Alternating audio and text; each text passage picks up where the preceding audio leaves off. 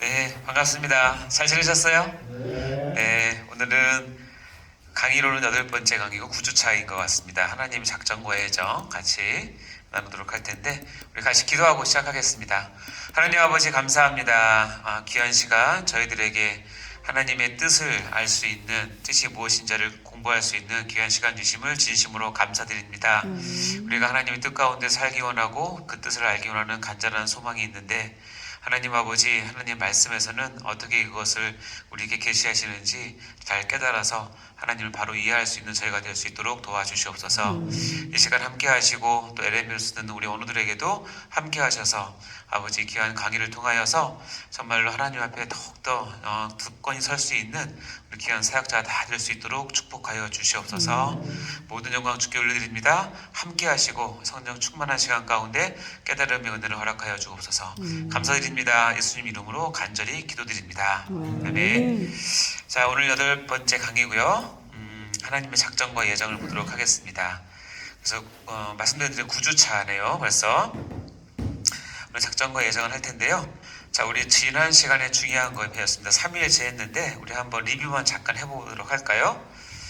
자, 1번 시작. 삼일체에 대한 올바른 성경적, 교리적, 신앙적 표현은 한 실체이신 하나님께서 새 위격으로 계신다라고 고백할 수 있으며 이를 한마디로 하면 한 실제 새 위격이라고 할 수 있다. 자, 이 말 잘 이해하시죠? 삼일체 굉장히 중요하고 여러분이 올린 그 피드백 댓글을 보니까 정말 많이 여러분 은혜 많이 받으신 것 같은데 그거 잘 간수하시고 또 삼일체 하나님을 잘 섬기시기 바라요. 자, 2번 시작. 삼일체 하나님을 알면 수준 높은 신앙을 가질 수 있다. 그리고 삼일체는 우리의 실생활이다. 그렇죠? 3번 시작. 나의 구원은 성부 하나님의 창세전 구원 계획과 성자 하나님의 2000여 년 전의 구원 성취와 성령 하나님의 현재의 효과적인 구원 적용으로 완성된 것이다. 즉 나의 구원은 철저히 삼위 하나님의 협동 작업임을 알아야 한다. 아멘. 자, 그래요. 우리가 지금 신론의 중간 부분을 하고 있죠. 서론에서 시작해서 신론으로 들어가고 있습니다. 자, 여러분에게 표를 하나 이렇게 했는데 신론을 이렇게 보시면 됩니다. 크게 두 파트로 나누면 하나님의 하나님 되심을 공부하는 내용이 있고요. 그 하나님께서 어떤 일을 하시는지는 하는 그 내용이 있습니다. 자, 우리가 먼저 배웠죠. 하나님 되심은 하나님의 본성, 하나님의 이름, 하나님의 속성, 그리고 하나님 되심의 가장 하이라이트인 삼위일체를 지금까지 배웠습니다. 우리 속성에서는 비공유적 속성, 공유적 속성이라는 단어가 있죠. 아무래도 신학은 이 단어에 대한 어휘에 대한 정확한 개념이 잘 알고 계시는 게 중요하니까요. 자, 본성에서는 우리가 하나님이 우리와의 관계 맺음에 있어서 크게 두 가지요. 그렇죠? 하나님은 우리의 주인 되신다. 우리는 종이다. 그리고 하나님 우리의 아버지 되신다. 우리는 하나님 자녀다라는 것이고 하나님의 이름에서는 여러 가지가 그 여호와를 비롯한 여러 가지를 해서 하나님 자신을 이름으로 계시하시는 것을 배우게 됐어요. 그래서 하나님의 본성, 이름, 속성, 삼위일체는 하나님 되심을 우리가 정확히 배우는 거고요. 자, 오늘부터는 2시간에 걸쳐서 하나님의 일하심, 그래서 하나님의 일하심은 하나님의 계획, 창조, 섭리가 있어요.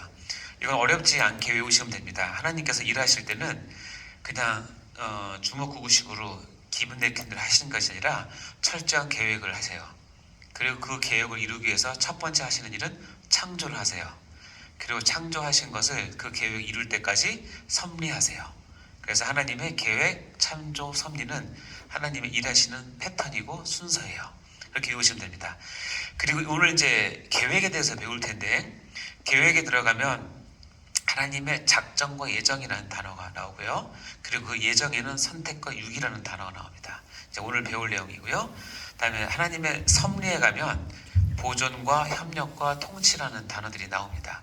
그래서 이 하나님을 이해함에 있어서 인간의 언어로 하나님을 다 설명할 수는 없지만 그래서 너무나 감사하게 우리에게 이런 단어들을 통해서 하나님의 일하심, 하나님의 하나님 되심을 많이 계시를 해주신 거죠. 그러니까 최소한 특별히 하나님의 말씀을 맡은 우리들은 이런 정확한 어휘와 단어들에 대해서 잘 알고 계셔야 돼요. 그냥 공부를 안 하고 그냥 교회 생활, 신앙 생활, 사역을 하면 세상 사람들이 알고 있는 단어 갖고 하나님 설명을 하거나 일반 성도들도 그렇게 알고 있는 단어를 갖고 같이 설명을 하면 여러분이 일반 성도들과 차별성이 없잖아요. 같이 끌려갑니다. 그러니까 뭐냐면 우리는 하나님에 대해서 우리가 표현하고 할 단어들이나 우리 어휘들을 정확한 개념과 그리고 그 뉘앙스 그리고 하나님께서 뭘 원하시는지를 늘 고민하시고 생각하시고 공부를 하셔야 돼요.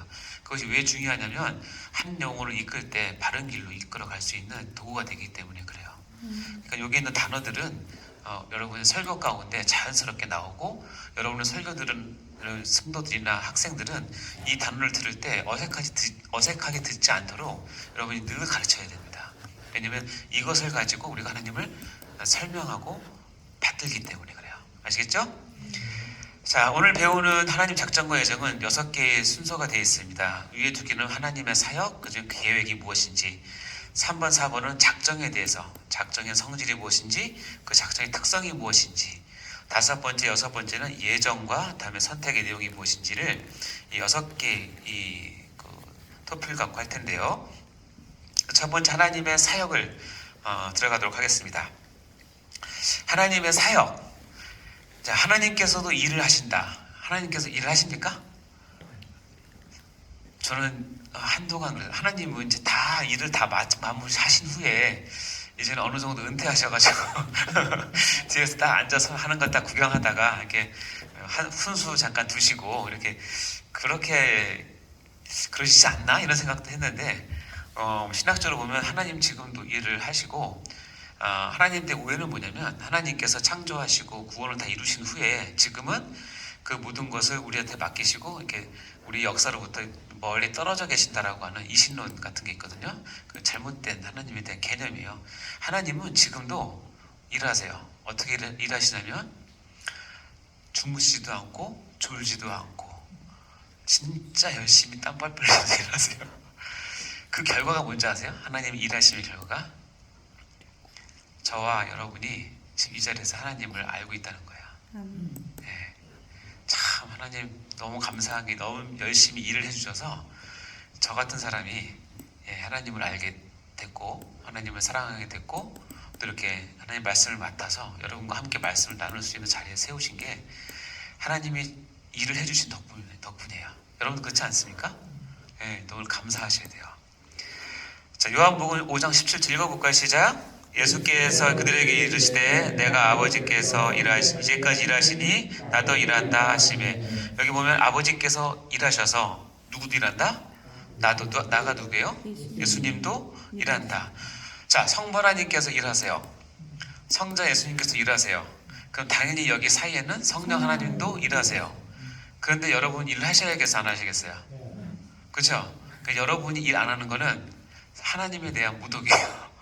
성경에서는 무의도식은 그냥 뭐라고 표현하면 죄라고 얘기해요. 자, 여러분의 가장 큰 일은 지금 뭐냐면 다른 여러 가지 있겠지만 저랑과 상대한 면에서는 여러분이 지금 하고 있는 학업이 여러분의 일이에요. 하나님 맡기신 일. 그러니까는 피곤하고 힘든 거 다 알지만 정말 사명감을 가지고 열심히 배우세요. 예. 공부를 등한히 하는 것도 어쨌든 하나님 보시기에는 너무 좋지 않은 것이기 때문에 왜냐면 아버지도 일하고 아들도 일하시는데 하물며 우리야. 예. 열심히 일하셔야 됩니다. 아멘? 예. 2, 3일 동안 2시간밖에 못 자는 원도 있지만 화이팅 하시기 바랍니다. 자, 예레미야 33장 2절 시작. 이를 행하시는 여호와 그것을 만들며 성취하시는 여호와 그의 이름을 여호와라 하는 이가 이와 같이 이르시도다. 이를 뭐라고요? 행하시는 여호와 그것을 만들어 성취하시는 여호와. 여호와를 어떻게 표현하냐면 이를 행하시고 그것을 만들어서 성취하시는 일하시는 하나님은 사역하신 하나님이라 이렇게 자신을 소개하고 있습니다. 자, 그래서 금방 우리가 배웠지만 하나님의 사역에는 하나님의 계획과 창조와 섭리가 있어요. 다시 한번 표를 이 부분만 본다면 오늘 배우는 부분인데 하나님의 일하심의 첫 번째는 하나님의 계획이에요. 그 계획에는 작정과 예정이 있고 예정에는 선택과 유기가 있습니다.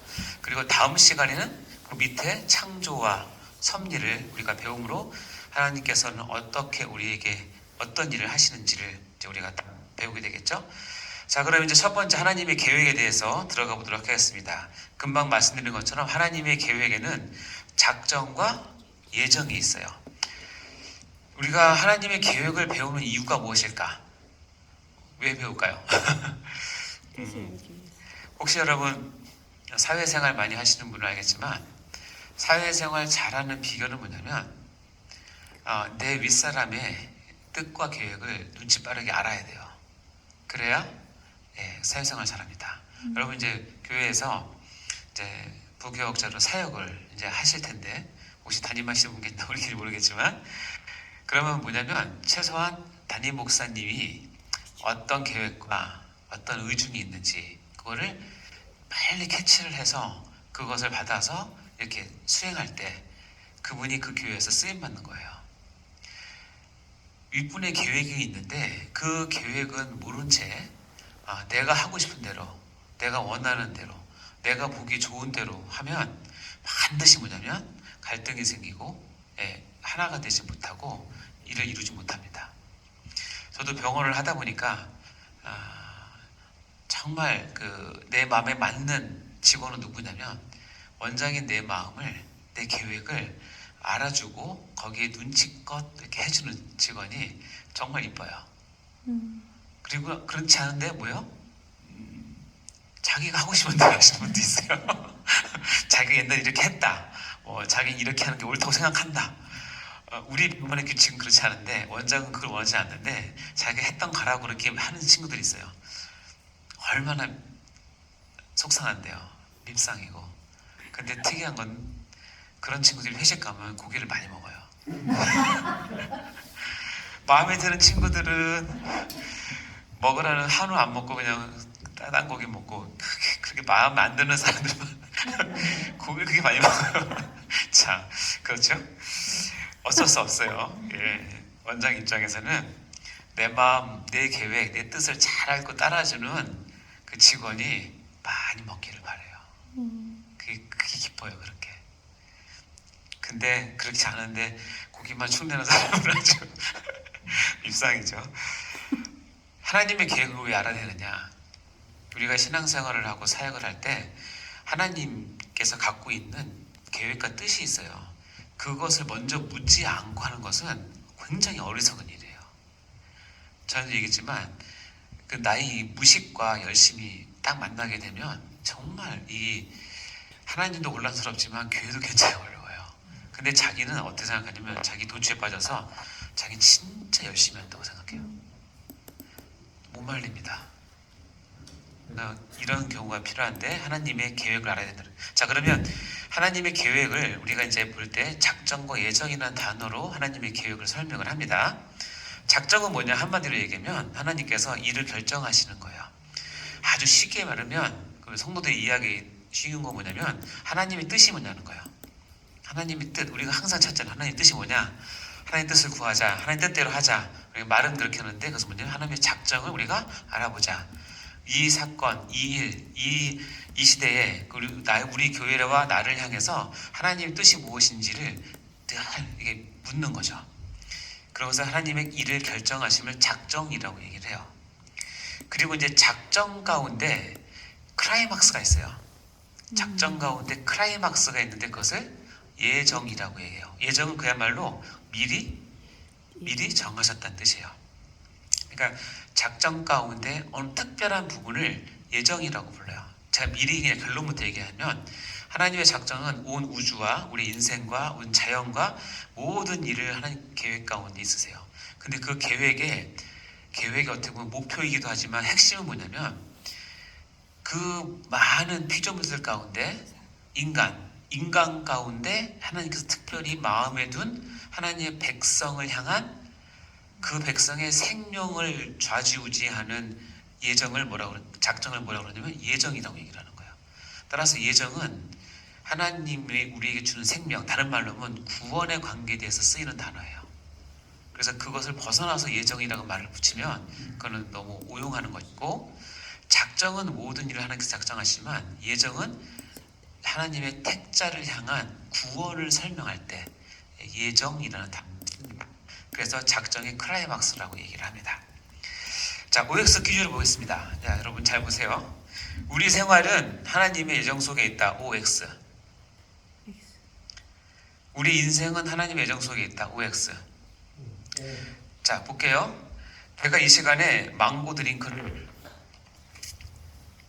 수업 시간에 이렇게 먹는 것이 하나님의 예정 속에 있다? 하나님 작정 속에 있다? 아니요. 이것은 내가 먹고 안 먹는 것은 내 자유의지예요. 내가 이렇게 하는데 한 어느가 심하게 졸아. 그래서 내가 화를 내고 여기서 나가. 작정 속에 있어요? 예정 속에 있어요? 아니죠. 아니에요. 그것은 뭐냐면 내 의지예요. 저희 더러운 성질 가운데 있는 거예요. 그러니까 뭐냐면 우리의 생활은 하나님의 예정과 작정하는 관련이 없어요.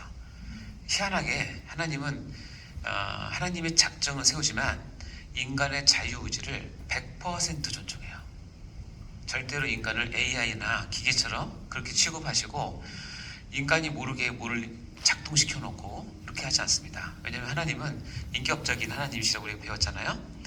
우리가 집에서 아무리 기계가 나를 감동시켜 준들 내가 그 기계를 보며 감동하진 않아요. 왜냐하면 그것은 프로그램화되어서 움직이기 때문에 그렇죠. 우리가 뭘 감동하냐면 프로그램이 아니라 하다못해 집에 기우는 애완견도 내가 진짜 친몸으로 왔고 문을 딱 열고 들어왔는데 애완견이 자기 의지와 자기의 모든 것을 해서 나에게 달려들면서 막 꼬리칠 때 피로가 풀리죠. 감동을 받거든요. 왜냐하면 그것은 인격과 인격, 생명과 생명이 자유의지로 연결되어 있기 때문에 그래요. 그래서 하나님은 우리에게 감동을 받으실 때 절대로 하나님께서 만들어 놓으신 그것을 이끌어가서 그렇게 했을 때 감동하는 것이 아니라 우리가 자발적으로 자유의지 가운데 하나님을 선택을 하고 그 길 가운데 인내하고 최종의 열매를 맺어서 하나님께 영광을 돌릴 때 그때 감동을 받는 거예요. 그렇기 때문에 우리의 생활은 예정 속에 있다라는 말은 옳지 않아요. 그러나 반면에 뭐냐면 우리의 인생은 하나님의 예정 속에 있다는 보면은 맞아요. 여기서 인생이라는 단어는 한마디로 말하면 뭐냐면 우리가 무엇이 되고 안 되고가 아니라 우리의 인생의 최종 결과물인 하나님의 구원을 얻는지 안 얻는지가 가장 핵심이겠죠. 그것은 하나님의 구원은 하나님의 예정과 하나님의 작정 속에 철저하게 있어요. 그렇기 때문에 이 두 개를 잘 혼돈하시면 안 돼요. 자, 그래서 우리가 오늘 이제 예정론을 배우게 되는데 이 부분을 할 때 이제 많은 분들이 혼동되는 부분이 그거예요. 왜 하나님께서 우리를 예정해놓고 그럼 예정 안 한 사람들은 구원을 안 받게 하고 그게 어떻게 그러면 전도는 왜 하는 것이며 그렇죠? 우리가 이렇게 사는 것이 무슨 의미가 있냐 이렇게 이제 철학적으로 많이 물어봅니다. 그것은 이제 잘못 접근한 건데 그것은 뭐냐면 예정을 잘못 이해하면 그래요. 예를 들자면 우리 세대는 아니지만 저의 할아버지 세대, 할머니 세대 그렇죠? 그러면 한 3, 40년 더만 하더라도 만약에 양쪽 집안에서 결혼을 하기로 이렇게 양가가 결정을 하면 그 밑에 아들과 딸은 어떻게 그거를 따라요. 따를 수밖에 없어요. 특히 유교집에서는 더 그렇죠. 심지어는 그 두 결혼을 할 부부는 결혼하는 날 처음 얼굴을 봐요. 심한 경우는 맞절하면서 얼굴 보면서 저분이 내 신랑이구나, 저분이 내 아내가 되는구나. 여러분 요즘 그렇게 누가 합니까? 큰일 나죠. 근데 그분들은 그걸 받아들이는 이유는 뭐냐면 저분이 내 신랑, 저 처자가 내 부인이 되는 것은 운명되어 있다고 생각하는 거예요. 그래서 운명론이라고 얘기하고 숙명론이라고 얘기해요. 마치 어떤 거냐면 우리가 부산까지 철도를 쫙 깔았어요. 철로를 쫙 깔아서 어떻게든 깔았어. 그럼 위에 뭐가 가요? 기차가 가죠. 기차가 열심히 갑니다. 그 길을 따라서. 근데 그것은 어떤 속도로 가든지 중요한 건 뭐냐면 이 기차는 이 만들어진 선로 밖으로는 갈 수가 없어요. 선로가 짜있기 때문에 그 외에 달리는 것 뿐이지 꼴은 정해져 있어요. 바뀔 수 없어요. 그래서 예정론을 운명론으로 이해를 하면 아까 했던 질문들이 나오는 거예요. 그래서 예정론은 절대로 운명론이 아니다. 그래서 이제 좀 더 예정을 좀 더 깊이 가겠지만, 그래서 하나님의 계획은 작정과 예정이 있다. 이 작정과 예정 우리가 배워야 하는 이유는 뭐냐면 하나님의 뜻이 여기에 담겨 있기 때문에, 그리고 이것을 이해하지 못하면, 하나님의 마음과 하나님의 계획을 이해하지 못하면 엉뚱한 일을 하다가 하나님을 섬긴다고 얘기할 수가 있기 때문에 그래요. 자, 그럼 볼까요? 작정의 성질을 봅시다. 하나님께서 이렇게 작정을 할 때 어떤 특질이 있는데, 여러분 벤 다이어그램을 보면 여기 나와 있죠. 작정에는 두 가지가 있어요. 허락되지 않는 작정과 허락된 작정이 있어요. 어떤 게 더 크냐? 여기 보면 허락되지 않는 작정이 더 커요. 다시 얘기하면 하나님의 고유 권한에 속해 있어서 인간이 선택할 수 있는 여지를 주지 않는, 그렇지만 하나님의 뜻이 이미 정해진 허락되지 않는 작정이 있어요. 그리고 그 안에 한 부분에 하나님께서 특별히 이 부분은 내 작정이 있지만 너의 인간의 자유의지를 최대한 보장을 해서 하나님 뜻을 이루어가는 허락된 작정이 있어요. 이 그림 이해하시겠죠? 그렇다면 허락되지 않는 작정은 뭐 어렵게 생각하지 않아도 돼요. 여러분이 이 땅에 태어났을 때 여러분이 부모를 선택했습니까? 안 했습니까? 태어나 보니 그죠, 부모님 있는 거죠. 여러분이 지금 자녀가 있으십니까? 그 자녀가 여러분을 선택하고 온 거 아니죠? 큰일 뻔했죠. 선택했으면 내가 보냈는데, 부모를 선택하거나 내가 태어나는 날, 성별을, 내가 죽는 날도 마찬가지고, 그래서 이 특별히 생명과 관계된 이런 부분들은 하나님께서 고유 권한에 두셔서 허락되지 않는 작정이 두세요. 반면에 허락된 작정은 뭐냐면 그런 삶을 살 때 내가 아까 얘기했지만 무엇을 먹고 마시는 거 하다 보면 성경부를 하는지 안 하는지, 내가 부자가 될지 말지, 서울대 갈지 말지, 심지어는 내가 하나님 목사님의 설교를 듣고 내가 순종을 해야 할지 말지도 어디에 들어가냐면 허락된 작정에 들어가는 거예요.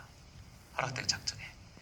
그래서 허락된 작정을 마치 허락되지 않는 작정으로 돌리면 책임이 나한테 없는 거예요. 다 하나님 때문이고 하나님께서 계획하셨으니까 이것도 말도 안 되는 거고, 허락되지 않는 작정을 굳이 자기가 허락된 작정으로 바꾸려고 하는 것도 아주 큰 죄악이 되겠죠.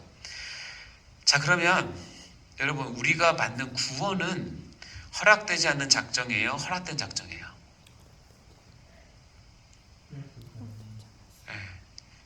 우리의 구원은 허락된 작정인가 허락되지 않는 작정인가? 허락되지 않는 작정이에요. 대표적인 거예요. 자, 그러니까 우리가 구원을 이야기할 때 뭐예요? 이것은 우리에게 허락된 작정이 아니라 이미 하나님께서 뭐예요? 작정해 놓은 하나님의 고유 권한에 속한 내용이라는 거예요.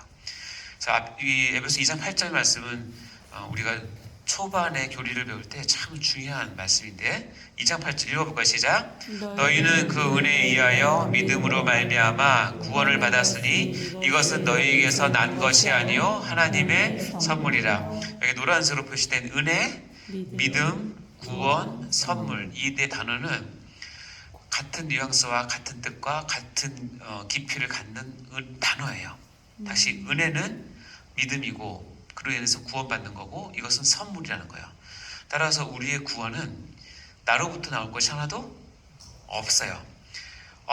내 믿음이 아닌가요? 여기서 말하는 믿음은 나로부터 발생된 믿음이 아니라 하나님의 은혜로 주어지는, 하나님 주어진 믿음이라고 얘기하는 거예요. 그래서 아까 표에서 보면 구원과 그리고 그 구원을 얻기 위한 믿음의 시발은 하나님 고유 권한에 속한 거예요. 그래서 우리의 구원은 온전히 하나님의 절대 주권 안에 속해 있고 허락되던 작정에 속해 있다라는 거예요. 자, 근데 여기서만 마치면 안 되고, 여러분 이제 교리를 또 배우고 신학생이니까, 그럼에도 불구하고 우리가 구원론에 가면 어느 한 부분은 하나님께서 구원의 여러 그 테마 가운데 어느 부분은 우리의 자유의지를 허락하시고, 허락하신 정도가 아니라 명령하세요.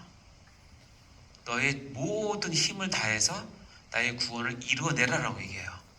그때 쓰는 구원에 대한 요소는 뭐냐면 성화예요. 성화. 성화는 내가 가만히 있다가 고쳐지는 게 아니에요. 성화는 계속되는 반복되는 훈련과 하나님 앞에 나의 죄를 죽이고 하나님을 찾아가는 그 반복을 통해서 우리가 어떻게 돌아가는 이루어가는 그 레벨이 있어요. 그런 것들, 회심 이런 것도 실은 물론 하나님께서 시작을 하시지만 내가 마음을 해서 돌이켜서 방향을 돌이켜서 하나님께로 나가고 옛날 것을 자르는 그런 과정들이 회심, 성화, 우리의 신앙의 수준 이런 것은 허락된 작정 안에 있는 구원의 한 파트예요. 그러나 전반적인 구원 전체는 어디에 속한다? 허락되지 않는 작정에 속한다는 거예요. 대표적인 게 칭의겠죠. 칭의는 내가 얻고 싶어 얻는 것이 아니라 하나님께서 주시는 은혜입니다. 자, 요걸 이해하셨죠? 작정. 요걸 이해하셨으면 그렇다면 하나님의 작정의 특성이 뭐냐는 거예요. 즉 하나님의 뜻, 하나님의 일을 결정하실 때의 특성이 있어요. 그건 다시 얘기하면 우리가 하나님의 뜻을 이야기할 때 하나님은 이런 7가지의 특성이 있으니까 거기에 맞춰서 우리가 하나님의 뜻을 이해해야 되고 뜻을 구해야 되는 거예요. 자, 하나님의 작정은 무엇이냐? 하나님의 뜻이란 무엇이냐라는 건데, 자, 하나님의 작정은 1번 뭐예요? 신적 지혜를 기초로 한다. 하나님의 작정은 2번 영원적인 것이다. 하나님의 작정은 효과적이다. 하나님의 작정은 불변적이다. 하나님의 작정은 무조건적이다. 하나님의 작정은 전포괄적이다. 하나님의 작정은 죄에 대하여 허용적이다. 이 7가지가 하나님의 뜻을 이해하는 어떤 특성들이에요. 이 특성들을 이해를 하고 하나님의 뜻을 우리가 받고 하나님의 뜻을 따라 섬기는 거죠. 하나씩 잠깐 본다면 첫 번째 하나님의 작정은 뭐다? 신적 지혜를 뭐한다? 기초로 한다. 여러분 하루살이랑 내가 만났어요. 그리고 내가 하루살이한테 이제 놀다가 헤어져요. 하루살이한테 야 우리 내일 보자 그러면 하루살이가 이해해요 못해요? 내일이 없는데. 하루살이는 내일이 없어. 없는 거예요. 내 매미랑 재밌게 놀았어요. 매미랑 재밌게 놀았는데 야 내년 여름에 또 보자 그러면 걔 이해 못해요. 여러분 매미는 제가 알기로는 7년 동안 땅속에 있다가 올라와서 7일 동안 살고 죽는 동물이에요. 예. 그러니까는 매미한테 아무리 재밌다고 해서 내년에 보자 하면 이해를 못해요. 우리가 감히 하나님의 뜻을 지금 이해한다 이렇게 하고 있잖아요. 하루살이가 지금 나를 이해하는 거랑 똑같다고 생각하시면 돼요. 그러니까는 여기에 있는 것도 정말 대단하지만 그 이상의 엄청난 것이 있는 거예요. 그럼에도 불구하고 하나님께서는 계시를 통해서 최소한 이 정도는 하나님의 뜻이 무엇인지 알았으면 좋겠다는 뜻이에요. 이해되시죠? 그 겸손한 마음을 갖고 이제 가면 이게 이해가 됩니다. 하나님의 작정, 하나님의 뜻은 신적 지혜를 기초로 해요. 다시 얘기하면 그야말로 하나님의 뜻이에요. 이해되시죠? 그러니까 이것을 신적 기를 기초로 한다는 것을 한마디로 표현하면 절대 주권 가운데 결정하신다는 뜻이에요. 그래서 절대 주권 우리가 이제 같이 배웠지만 우리 이 시간에 같이 저와 공감하면서 하나님의 절대 주권을 표현할 때 제가 쓰는 도구가 뭐예요? 기억 안 나십니까? 큰일 났네. 내 말이다 이놈아. 그래 닭을 그동안 치킨 안 드셨습니까? 닭을 먹을 때마다 닭을 꼭 기억하세요. 내 마음이다 이놈아. 이게 하나님 그러니까 하나님 절대 주권에 의해서 하나님이 작정을 하신다는 거예요. 하나님의 뜻은 하나님의 신적 지혜 가운데 나오는구나. 에베소 1장 11절 시작. 모든 일을 그의 뜻의 결정대로 일하시는 이의 계획을 따라 우리가 예정을 입어 그 안에 기업이 되었으니 여기 보면 모든 일을 어떻게 해요? 그의 뜻의 결정대로 하시는 거예요. 다시 한번 해요. 모든 일을 이 모든 일에 빠진 일이 있어요? 없어요? 없어요. 여러분의 모든 일이에요. 그것은 하나님의 뜻의 결정대로 일하시는 하나님의 뭐에 따라서 계획을 따라서 우리는 교회이니까 우리는 예정을 입어서 하나님의 기업이 되는 거, 하나님의 백성이 된다는 거죠. 그 모든 것은 하나님의 뜻의 결정대로예요. 즉 신적인 지혜 가운데 하나님께서 결정하신 대로 하셨다라는 뜻이에요. 그것이 하나님 뜻을 이해하는 첫 번째고요. 이것을 깨달은 사도 바울의 고백을 우리가 같이 한번 볼까요? 로마서 11장 33절 34절에 보면 사도 바울이 이 로마서를 쓰고 하나님에 대한 그런 놀라운 구원의 계획들을 논증을 하면서 하나님에 대한 엄청난 그 고백을 하는 겁니다. 이 고백이 이제 우리가 하나님에 대한 학문의 신학을 공부하면서 늘 이런 고백 가운데 신학 공부를 했으면 좋겠어요. 여러분 같이 한번 읽어볼까요? 시작. 깊도다 하나님의 지혜와 지식의 풍성함이여 그의 판단은 헤아리지 못할 것이며 그의 길은 찾지 못할 것이로다. 누가 주의 마음을 알았느냐? 누가 그의 모사가 되었느냐? 여러분 사도 바울은 이것을 글로 썼지만 감정으로 표현한다면 깊도다. 오 주여 놀랍습니다. 당신의 지혜와 지식이 풍성하며 나는 도저히 그것을 판단할 수 없고 그 길을 내가 찾을 수 없습니다. 어느 누가 감히 하나님의 마음을 달아드리겠습니까? 어느 누가 하나님께 모사가 되겠습니까? 이런 고백입니다. 이것은 하나님의 뜻을 깊이 경험한 사람들의 공통적인 고백입니다. 이것이 여러분이 살면 살수록 교회 일을 많이 하면 할수록 신앙의 영역이 깊어가면 깊어갈수록 내가 하나님을 다 안다는 그런 표현을 하지 마시고 늘 이러한 놀라운 하나님의 고백을 겸손하게 하셨으면 좋겠습니다. 아멘. 자, 그러면 두 번째 강의 되도록 하겠습니다.